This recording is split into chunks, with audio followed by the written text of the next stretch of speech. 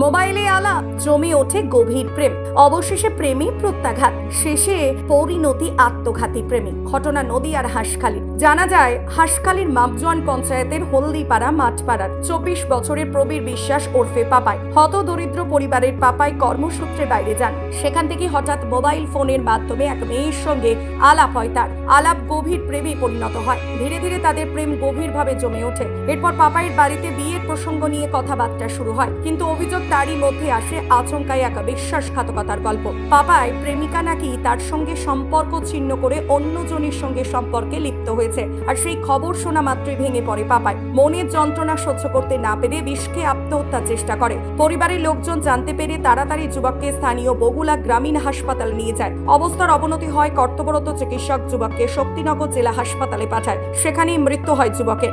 তো মেয়ে নাকি অন্য ছেলের সঙ্গে রিলেশনে গেছে। তো ভাইয়ের সঙ্গে অনেক গভীর সম্পর্ক ছিল। তো ভাই আমাকে দুঃখ প্রকাশ করলো। তো ভাইকে বললাম যে ভাই দেখ এমন করিস না, আমারও তো এমন ছিল, তো সব হয়ে যাবে, কদিন কাজ কর্ম কর, সবই ঠিক হয়ে যাবে।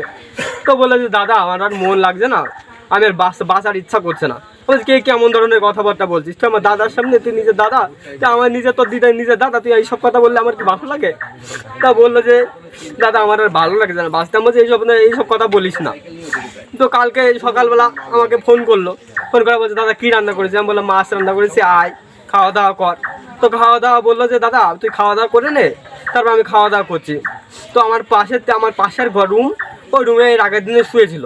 তো কালকে আবার গেছে, কালকে খাওয়া দাওয়া বললাম যে খাওয়া দাওয়া করবি নাকি? ও বললো একটু পরে খাওয়া দাওয়া করছে দাদা, তুই খেয়ে নে। তারপরে একটু পরে ওই ঘরে চলে গেল। চলে যাওয়ার পরে দুপুর হয়ে গেছে।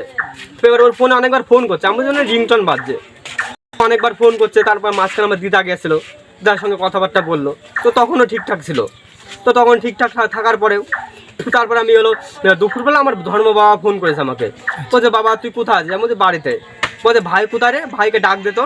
তো আমি ভাইকে ডাক দিতে গেছি, দেখছি আমার দিকে তাকিয়ে আছে, মানে লাইট জ্বালিয়েছি, দেখছি আমার দিকে তাকিয়ে আছে। তো তখন আমি বাড়িতে একা থাকি, আমি পুরো অন্যরকম হয়ে গেছিলাম। তো বাড়িতে আমি সবাইকে পাড়ার লোকজনকে ডাকলাম, জল নিয়ে গেছে, উঠলো। ওঠার পরে আমাকে আমার ধর্ম বাবাকে কী যেন বললো, আমি অত বুঝতে পারলাম না। তো হসপিটালে নিয়ে গেলাম। তো তার মাঝখানে অনেকবার জল খাইয়েছে, জল খেলো, মানে বমি করলো। তো হয়তো দুঃখের কথা হয়তো কিছু বলতে চেয়েছিলো, কিন্তু আমরা কিছু বুঝতে পারিনি।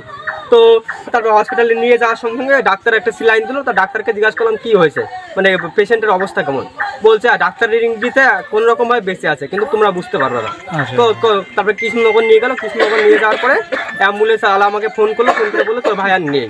নদিয়া থেকে কুহেলি দেবনাথের রিপোর্ট, খবর বাংলা।